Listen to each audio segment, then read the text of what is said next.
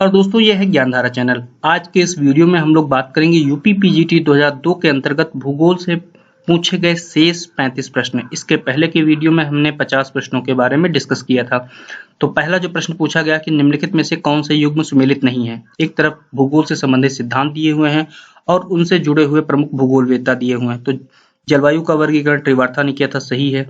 पृथ्वी की परत वेवल ने नहीं किया था। तो वेवल ने कौन सा किया था? ज्वार भाटा की उत्पत्ति संबंधी उन्होंने प्रगामी तरंग सिद्धांत दिया था। तो पृथ्वी की परत से यही सही नहीं है। और भी जो दिए हुए विकल्प उनको हम लोग देख लेते हैं। अपर्दन चक्र पेंक ने दिया था, सही है। पृथ्वी की उत्पत्ति से संबंधित लाप्लास थे, ये भी सही है।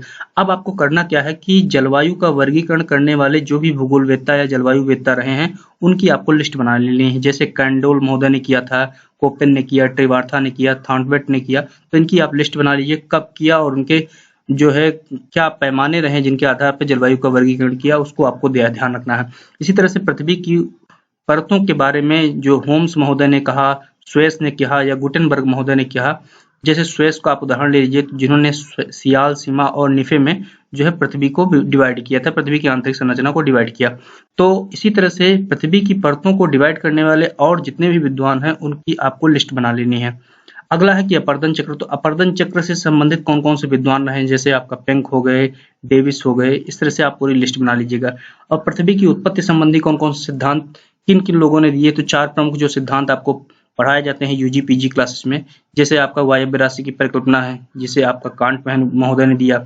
नेबुला परिकल्पना लाप्लास महोदय ने दिया। मोल्टन और चैम्बरलिन महोदय द्वारा जो ग्रहण परिकल्पना दी गई, और जेम्स एंड जीन्स के द्वारा जो ज्वारीय परिकल्पना दी गई। तो ये सब आपको लिस्ट बना लेना, किस ईयर में प्रतिपादन किया गया। अगर आप इस ढंग से पूरा एक प्रश्न को बहुत अच्छे से गहन संश्लेषण करके पढ़ते हैं तो आपको बहुविकल्पीय प्रश्न सॉल्व करने में दिक्कत नहीं होगी। आपको इसी तरह से बहुविकल्पीय प्रश्नों को सॉल्व करना चाहिए। अगला जो प्रश्न पूछा गया वो हम लोग देख लेते हैं कि निम्नलिखित में से कौन सा युग्म सही सुमेलित नहीं है। ऑप्शन दिए हुए हैं सुषमा, एक तरफ जलधारा दी हुई, दूसरी तरफ उनसे संबंधित देश दिए हुए। तो सुषमा की जलधारा जो है जापान में बहती, सही है। आयुष्यु की धारा हिंदेशिया, तो हिंदेशिया में नहीं बह गई, ये कहाँ बहती? प्रशांत महासागर में बहती है। आपका ये गलत है विकल्प, तो यही से आपका जो है सही है, ठीक है, दिए गए प्रश्नों के अनुसार।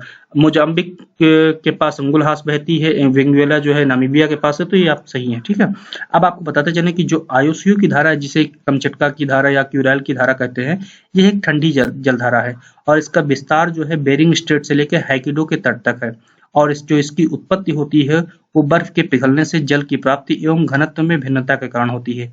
इसी वजह से इसमें जो साइबेरिया है और सखालिन तट है, वहां पर शीतलहर और हिम का प्रकोप बना रहता है। अगला प्रश्न पूछा गया है, कथन दिया हुआ है और कारण दिया हुआ है। तो कथन और कारण वाले प्रश्न को आपको बहुत ढंग से समझना होता है कि कहा क्या जा रहा है। तो कथन दिया हुआ कि 18 डिग्री से 31 डिग्री अक्षांशों के मध्य दोनों गोलार्धों में उष्ण मरुस्थल पाए जाते हैं, तो ये आपका सही है। कारण दिया हो कि भूमध्य रेखा की ओर बहने वाली व्यापारिक हवाओं से आंतरिक भागों एवं वायु विमुख तटीय प्रदेशों में वर्षा नहीं होती, तो दोनों सही हैं। और कारण जो है कथन की व्याख्या कर रहा है, तो आपका जो विकल्प नंबर ए है वो आपका सही हो जाएगा। अगला जो प्रश्न पूछा गया वो हम लोग देख लेते हैं। अगला प्रश्न भी जो है कथन और कारण से ही संबंधित है। कथन दिया हुआ कि संयुक्त राज्य अमेरिका की बहुसंख्यक जनसंख्या 100 डिग्री पश्चिमी देशांतर के पूर्व में निवास करती है, तो ये आपका सही है कथन। दूसरा कारण दिया हुआ है कि संयुक्त राज्य अमेरिका का औद्योगिक क्षेत्र, सघन जनसंख्या, बहुत से नगरों और सघन औद्योगिकरण साथ में सर्वोत्तम परिवहन सुविधा से संपन्न है। तो क्या ये हो सकता है? तो मेरे हिसाब से दोनों सही हैं, लेकिन जो पहला कथन है, पहले कथन के लिए जो कारण होना चाहिए वो होना चाहिए कि वहां की जो जलवायु है, वहां पे जो जल संसाधन है, जो वहां का उच्चावच है, वो प्रमुख कारण है 100 डिग्री पश्चिमी देशांतर के पूर्व में संयुक्त राज्य अमेरिका की बहुसंख्यक जनसंख्या के निवास होने का। तो जो नीचे वाला कारण है वो जो है उतना सटीक नहीं है। कथन दोनों सत्य हैं, ठीक है, तो आपको यह देख लेना है। अगला प्रश्न पूछा गया है कि कथन और कारण वाला भी है कि अफ्रीका को प्रायः अंध महाद्वीप के नाम से जाना जाता है। कारण दिया हुआ कि अफ्रीका के सघन भूमध्य रेखीय वनों में सूर्य का प्रकाश धरातल तक नहीं पहुंच पाता है, तो पहला कथन आपका सही है। दूसरा कथन भी सही है, लेकिन व्याख्या नहीं कर रहा। अंध महाद्वीप इस वजह से नहीं कहा जाता है कि सघन भूमध्य रेखीय वनों में सूर्य का प्रकाश नहीं पहुंच पाता, बल्कि वहां पे जो विकास होना चाहिए वो विकास नहीं हुआ है, संसाधनों का उपयोग नहीं हो पाया है, इस वजह से उसको अंध महाद्वीप कहते हैं। तो आपको ये ध्यान रखना है। अगला जो प्रश्न है वो हम लोग देख लेते हैं एक तरफ कथन दिए हैं, कारण दिए हैं। तो कथन है कि दक्षिणी अमेरिका का लगभग 90% जनसंख्या तटीय प्रदेशों में केंद्रित है। कारण दिया हुआ है कि दक्षिणी अमेरिका का तटीय प्रदेश उत्तम जलवायु, विस्तृत मैदान तथा विपुल खनिज के संपन्न के जो है भंडार हैं। तो आपका जो है विकल्प नंबर जो सही होना है वो होना है आपका ए नंबर। ठीक है, मतलब कि कथन और कारण दोनों सही हैं और कारण जो है कथन की व्याख्या कर रहा है। अगला प्रश्न पूछा गया है, तो इस प्रश्न पत्र के जो आखिरी भाग है उसमें देखिएगा सब कथन और कारण वाले ही प्रश्न पूछे गए थे 2002 में। कथन है कि विश्व का 2/3 से अधिक सिंचित क्षेत्रफल एशिया में पाया जाता है। कारण दिया हुआ है कि पूर्वी, दक्षिणी एवं दक्षिणी पूर्वी एशिया की जनसंख्या विश्व की कुल जनसंख्या के आधे से अधिक है। तो आप ये तो पाया जाता है, ये तो आपका सही है। अब जो ये पाया जाता है कि पूर्वी, दक्षिणी एवं दक्षिणी पूर्वी एशिया की जनसंख्या जो है विश्व की कुल जनसंख्या के आधे से अधिक है। तो ये पाए जाने की वजह से ये है कि नहीं है, इसको आपको देखना है।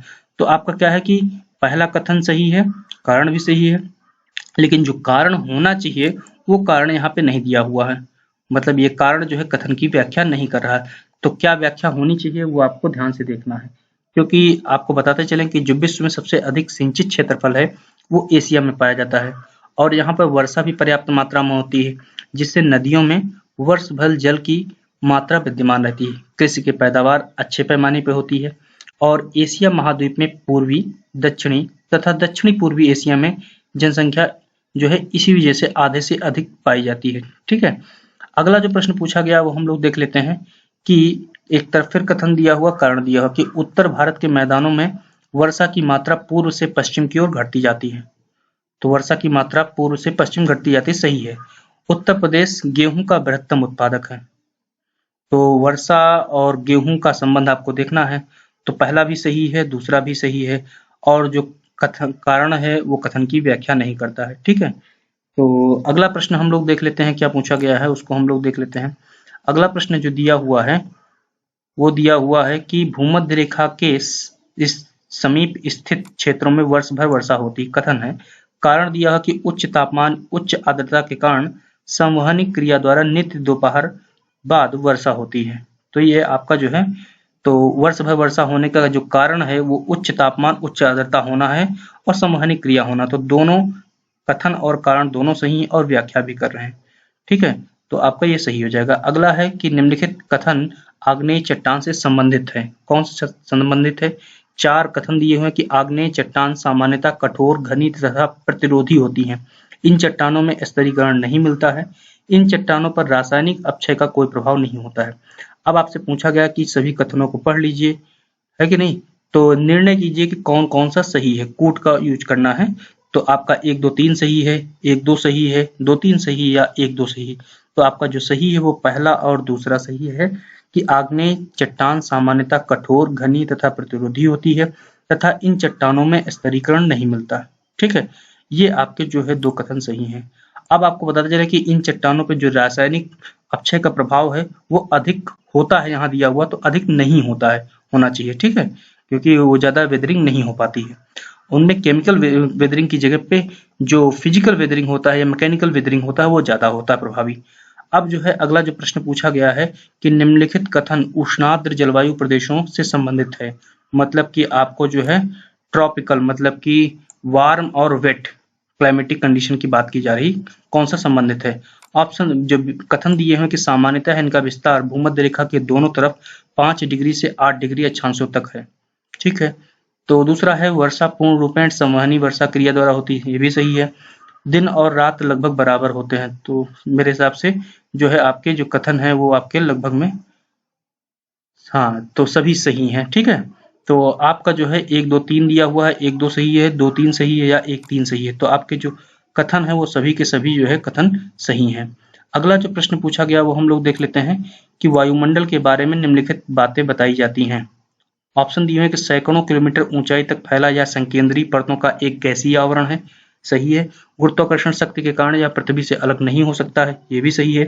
इसकी सबसे निचली परत को स्ट्रेटोस्फेयर कहा जाता है। तो स्ट्रेटोस्फेयर की जगह पे ट्रोपोस्फेयर कहा जाता है। तो ये आपका स्टेटमेंट गलत हो जाएगा। पहला और दूसरा जो है आपका जो है सही हो जाएगा। तो इसमें ऑप्शन दिए हुए पहला दूसरा तीसरा सही है, या पहला दूसरा सही, या दूसरा तीसरा सही, या पहला तीसरा सही। तो आपका जो विकल्प सही है वो ये सही है। ठीक है। अब जो है आपको क्या करना है कि जो नीचे से पृथ्वी की सतह से ऊपर वायुमंडल पर जाने पर जो परतें पड़ती हैं और जो सीमाएं पड़ती हैं, उनको आपको लिस्ट बना के मुझे कमेंट बॉक्स में पोस्ट करना है। इससे आपका रिवीजन भी हो जाएगा और आपकी एक कंटिन्यूटी बनी रहेगी पढ़ाई की। अगला प्रश्न है कि निम्नलिखित कथन भूमध्य सागरीय जलवायु से संबंधित है। ऑप्शन दिए हुए हैं, फिर वही कथन दिए हुए हैं और आपको कथन के आधार पर सही कूट का प्रयोग करते हुए सही उत्तर का चयन करना है। कहा गया है, किसके बारे में पूछा गया है? मेडिटेरियन क्लाइमेटिक रीजन के बारे में पूछा गया कि गर्मी में ये प्रदेश शुष्क स्थलीय हवाओं के प्रभाव में होते हैं। सही है। ये प्रदेश विश्व की सर्वाधिक सघन जनसंख्या के क्षेत्र हैं, तो ये उतना सही नहीं है। अगला है कि उत्तम जलवायु इन प्रदेशों की प्रमुख प्राकृतिक संसाधन है। तो आपको अब इसमें देखना है कि कौन सा सही हो सकता है। तो आपका जो 2 नंबर है वो आपका जो है सही नहीं, क्योंकि विश्व में जो सघन जनसंख्या के क्षेत्र पाए जाते हैं, अगर आप ध्यान से देखें तो पूर्वी एशिया, दक्षिणी एशिया, इसके अलावा पश्चिमी यूरोप और पूर्वी जो है आपका अमेरिकी तटीय प्रदेश, ये प्रमुख जनसंख्या के सघन केंद्र हैं। उसके अलावा ये आपका सघन केंद्र नहीं, तो आपका जो विकल्प सही है वो आपका 1 और 3 सही है। और आपको बताते चलें कि जो भूमध्य सागरीय जो जलवायु है उसका जो विस्तार है भूमध्य रेखा से दोनों गोलार्धों में 30 से जो है 45 डिग्री अक्षांशों के बीच महाद्वीपों के पश्चिमी भाग में ज्यादातर पाया जाता है और ये गर्मियों में शुष्क होते हैं, है कि नहीं? और जो है क्या होता है कि यहाँ पे जो वर्षा होती है वो ज्यादातर शीतकाल में होती है। अगला प्रश्न पूछा गया है, जो है आपको देख लेते हैं क्या पूछा गया है। तो उम्मीद है कि ये जो भी आपको एक्सप्लेनेशन दिया जा रहा है वो आपके लिए जो आगामी परीक्षाएं होंगी उनके लिए फायदेमंद होगा। कि निम्नलिखित में से कौन सा युग्म सुमेलित नहीं है। ठीक है, आपका एक तरफ जो है चट्टान दी हुई है और पूछा गया है कि आग्नेय है कि अवसादी है कि रूपांतरित है। तो ग्रेनाइट क्या है? ग्रेनाइट आपकी आग्नेय चट्टान है, सही है। स्लेट आपका अवसादी है, तो आपका ये जो है अवसादी नहीं है, ये क्या है? रूपांतरित है, मेटामॉर्फिक रॉक है। तो ये आपका जो है कथन गलत है, मतलब ये आपका सुमेलित नहीं है। नीस जो है एक रूपांतरित चट्टान है या मेटामॉर्फिक रॉक है। बेसाल्ट भी एक आग्नेय शैल है। अगला प्रश्न है कि निम्नलिखित में से कौन सा वर्षा का प्रकार नहीं है। ऑप्शन दिए हुए हैं संवहनी वर्षा, मध्य महाद्वीपीय वर्षा, पर्वतीय वर्षा, चक्रवातीय वर्षा। तो मध्य महाद्वीपीय जो है वर्षा नहीं है। अगला जो ऑप्शन दिया हुआ हम लोग देख लेते हैं कि प्रश्न दिया है कि निम्नलिखित में से कौन सा ग्रही पवन नहीं है। ऑप्शन दिए हुए हैं मानसूनी हवाएं, ध्रुवीय हवाएं, व्यापारिक हवाएं या पछुआ हवाएं। तो जो मानसूनी हवाएं हैं वो ग्रही पवन मतलब कि टेरेस्ट्रियल विंड्स नहीं है। बाकी जो शेष 3 हैं, पोलर, वेस्टर्लीज और जो है ट्रेड विंड्स, ये जो है टेरेस्ट्रियल विंड्स हैं। जबकि मानसूनी जो है क्या है? एक हवाओं की दिशा में परिवर्तन होने की वजह से प्रवाहित होने वाली जो है मौसमी हवा है। अगला जो प्रश्न पूछा गया है कि निम्नलिखित में से कौन सा युग्म सुमेलित नहीं। एक तरफ हवाओं के प्रकार दिए हैं और कहाँ पे ये बहती हैं उनके बारे में दिया हुआ है। तो चिनूक संयुक्त राज्य अमेरिका में बहती है, सही है। खमसेन मिस्र में बहती है। मिस्ट्रल जो है फ्रांस में है। हरमट्टन इथोपिया में। हरमट्टन इथोपिया में न प्रवाहित होकर के यह पश्चिमी अफ्रीका के सहारा मरुस्थल से उत्तर पूर्व से जो है दक्षिण पश्चिम की ओर चलने वाली गर्म और शुष्क हवा है। ठीक है, और जो हरमट्टन है ये जो है क्या है? डॉक्टर हवा भी कही जाती है। अगला प्रश्न पूछा गया है वो हम लोग देख लेते हैं क्या पूछा गया है कि लंबे, संकरे, उथले तथा अवसादों के जमाव से निरंतर धंसती हुई सागरों को क्या कहते हैं। ऑप्शन दिया हुआ भूसन्नति महासागरीय, गर्त सागरीय, बेसिन सागरीय, कंदरा। तो जो जियोसाइक्लाइन होता है या भूसन्नति होती है वो लंबे, संकरे, उथले तथा अवसादों के जमाव से धंसे हुए जो है छिछली सन्नति होती है। ठीक है, और कोबर महोदय जो थे उन्होंने ही भूसन्नतियों को पर्वतों का पालना कहा था। अगला प्रश्न है कि निम्नलिखित में से कौन सी मेखला भूकंप एवं ज्वालामुखी के साथ साथ वितरण से संबंधित नहीं है। ऑप्शन दिए हैं परिप्रशांत मेखला, पूर्वी अफ्रीकी मेखला, मध्य महाद्वीपीय मेखला या मध्य अटलांटिक मेखला। तो जो पूर्वी अफ्रीकी मेखला है वो सबसे कम जो है क्षेत्र है जहाँ पे भूकंप और ज्वालामुखी का वितरण कम पाया जाता है, ज्यादातर है ही नहीं। जो सबसे ज्यादा पाया जाता है वो आपका जो है पैसिफिक रिंग ऑफ फायर जो कहा जाता है परिप्रशांत मेखला, वहां पे सबसे ज्यादा पाया जाता है। अगला प्रश्न है कि निम्नलिखित में से कौन सा पवन की दिशा से संबंधित नहीं है। ऑप्शन दिया हेडली का सिद्धांत, फेरल का सिद्धांत, वाइज वेलेट का सिद्धांत या जेट स्ट्रीम का सिद्धांत। तो जेट स्ट्रीम का सिद्धांत पवनों की दिशा से संबंधित नहीं है। अब आपका काम है कि हेडली का सिद्धांत कौन सा है, फेरल का सिद्धांत क्या है या वाइज वेलेट का सिद्धांत क्या है, इसको आप मनो मस्तिष्क में फिर से एक बार रिवीजन कर लीजिए।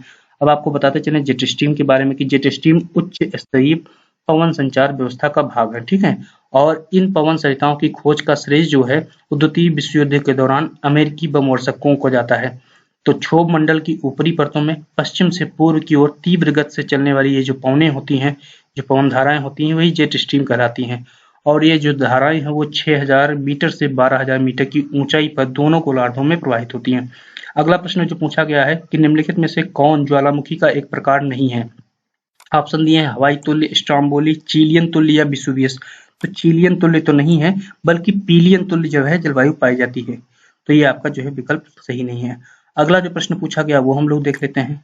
तो आप इसमें देखिए कि ये जो भी पूरा प्रश्न पत्र का जो दूसरा पार्ट रहा है, इसमें ज्यादातर मिलाने वाले या फिर कथन और कारण वाले प्रश्न आपसे पूछे गए हैं।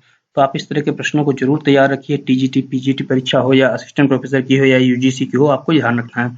कथन दिया हो कि भूमध्य सागरीय जलवायु के क्षेत्रों में वर्षा शीत ऋतु में होती है, सही है। गर्मी में ये प्रदेश शुष्क स्थलीय हवाओं के प्रभाव में रहते हैं, तो आपसे पूछा गया तो दोनों सही है, कथन भी सही है, कारण भी सही है, ठीक है। तो आपका विकल्प नंबर ए लगा देना। अगला जो प्रश्न पूछा गया कि राणा प्रताप सागर कोटा संबंध है किससे, मत्स्योत्पादन से, जल विद्युत उत्पादन से, सिंचाई सुविधा से या अणुशक्ति से। तो जो आपका राणा प्रताप सागर है वो इलेक्ट्रिसिटी प्रोडक्शन से है। तो आपको बताते चले कि ये जो है वो चंबल नदी पर स्थित है, ठीक है, राणा प्रताप सागर, और इसी नदी पर ही गांधी सागर जो है वो मध्य प्रदेश में स्थित है। अगला जो प्रश्न पूछा गया है कि निम्नलिखित में से कौन सा युग्म सुमेलित नहीं है। एक तरफ स्थल रूप दिए हुए हैं, दूसरी तरफ किससे बनते हैं वो दिए हुए हैं, मतलब कि एजेंट्स दिए हुए हैं। तो एक तरफ लैपीज भूमिगत जल से बनता, सही है। ज्योग्यन पवन से, एस्कर हिमानी से बनता है, ना कि नदी से, तो ये आपका जो है गलत हो गया, ठीक है। मेष पृष्ठ शिला जो है हिमनद से बनता है, तो ये आपका जो है सी नंबर जो है आपका गलत है। अगला प्रश्न दिया कि निम्नलिखित में से कौन सी भूमि गति जल के निक्षेपणात्मक कार्य द्वारा निर्मित स्थलाकृति है। मतलब भूमिगत जल के वजह से, ग्राउंड वाटर की वजह से जो डिपोजिशनल लैंडफॉर्म है वो कौन सा नहीं है, आपसे पूछा गया है। तो स्टेलेक्टाइट, स्टेलेग्माइट, कंदरा स्तंभ और डोलाइन। तो कंदरा स्तंभ, स्टेलेक्टाइट, स्टेलेग्माइट सभी जो है डिपोजिशनल लैंडफॉर्म है, जबकि डोलाइन जो है एक इरोजनल लैंडफॉर्म है, ठीक है। तो आपको बताते चलें कि जो लैपीज हो गया, घोल रंध्र हो गया, युवाला हो गया, पोलजे हो गया, कास्ट खिड़की हो गया, कंदरा घाटी हो गया, अंध घाटी हो गया, ये सब जो है क्या है, आपके जो है क्या है, अपरदनात्मक जो है स्थलाकृति, जबकि निक्षेपणात्मक में तीन को आपको याद रखना है, स्टेलेक्टाइट, स्टेलेग्माइट और कंदरा स्तंभ। अब जो है अगले जो प्रश्न पूछा गया उसको हम लोग देख लेते हैं कि निम्नलिखित में से कौन सा पवन के अपर्दन कार्य द्वारा निर्मित स्थलाकृति है। ऑप्शन दिए हुए हैं पवनोड़ मैदान, इंसलबर्ग, छत्रक शिला या यारडंग। तो जो पवनोड़ मैदान है वो जो है अपर्दनात्मक कार्य से ना होकर के निक्षेपणात्मक कार्य से है, ठीक है। इंसलबर्ग, छत्रक शिला और जो यारडंग है ये सभी जो है अपर्दनात्मक कार्य से जो है क्या है, संबंधित है। तो आपसे पूछा गया कौन सा अपर्दनात्मक कार्य से संबंधित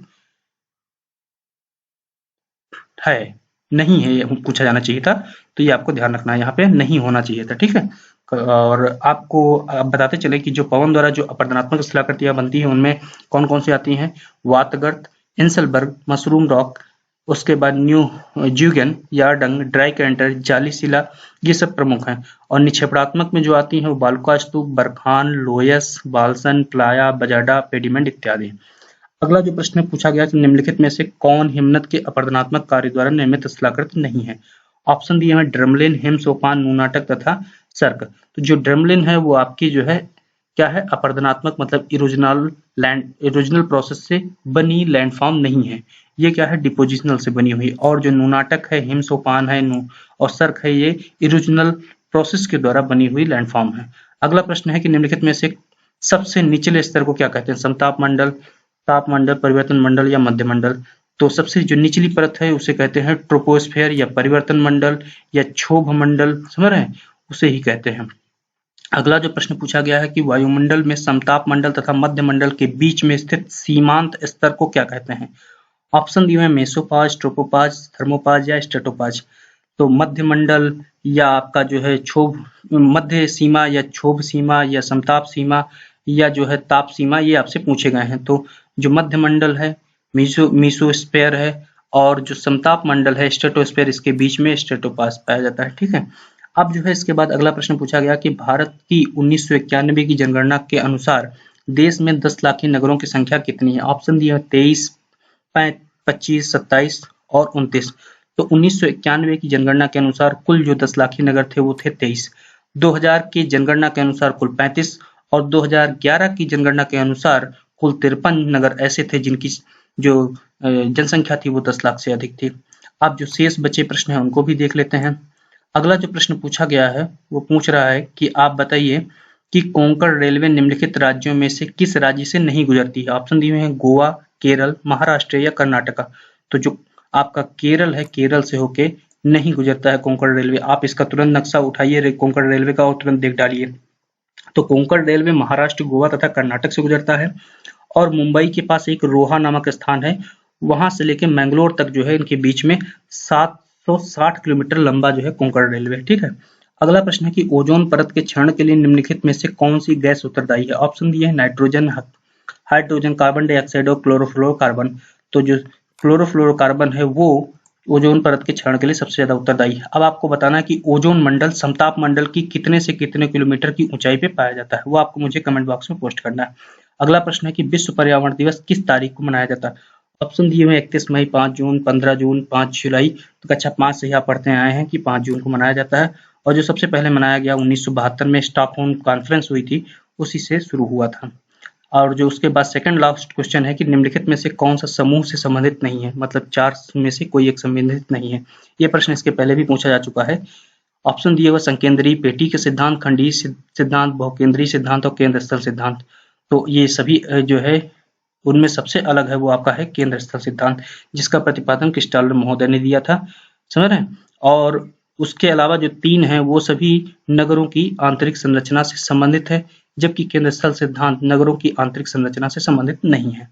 जो अंतिम जो क्वेश्चन है इस वीडियो का वो है कि निम्नलिखित में से कौन विशिष्ट वर्ग से संबंधित नहीं है, मतलब 3 से 1 भिन्न है। ऑप्शन दिए हैं जलोढ़ पंख, प्राकृतिक तटबंध, बाढ़ निर्मित मैदान और नदी विसर्ग। तो जलोढ़ पंख प्राकृतिक जो तटबंध है, नेचुरल लेवी, बाढ़ निर्मित मैदान, ये नदी द्वारा जो है डिपोजिशनल लैंडफॉर्म है, जबकि जो नदी विसर्ग है वो आपका जो है इरोजनल लैंडफॉर्म है। ठीक है। तो आपको ये ध्यान रखना है और बहुत ढंग का जो है ये पेपर बनाया गया था, जिसमें आपको बहुत अच्छी चीजें मिली। तो अब आपसे मैं 2-3 प्रश्न और पूछ लेता हूँ कि ओजोन शब्द जो है, ओजोन मंडल का सर्वप्रथम पता किसने लगाया था। ठीक है, ये आपको मुझे बताना है। दूसरा आपको बताना है कि जो है इकोसिस्टम शब्द किसने दिया था। तीसरा जो है आपको बताना है कि जो नदी द्वारा निर्मित स्थलाकृतियां हैं अपर्दनात्मक और निक्षेपात्मक, उनकी एक लिस्ट बनाना है और उसे कमेंट बॉक्स में पोस्ट करना है। तो उम्मीद है कि आपका ये पूरा कंप्लीट हो गया यूपी पीजीटी 2002 का पेपर और आपको इसी तरह से पेपर को सॉल्व करना है। अगर आप चैनल पर नए हैं तो चैनल को सब्सक्राइब करिए, बेल आइकन दबाइए जिससे कि आपको नोटिफिकेशन मिल सके। लाइक करिए, कमेंट बॉक्स में जो क्वेश्चंस पूछे गए उनको आप बताइए कि क्या है उसका जवाब, और जो नहीं आता वो कमेंट बॉक्स में पूछिए, हम लोग बताएंगे आपको। और आपको क्या करना है कि चैनल का लिंक अपने दोस्तों को भी शेयर करना है, जिससे कि उनको भी प्रतियोगी परीक्षाओं में इन वीडियोस के माध्यम से तैयारी करने में आसानी हो। धन्यवाद।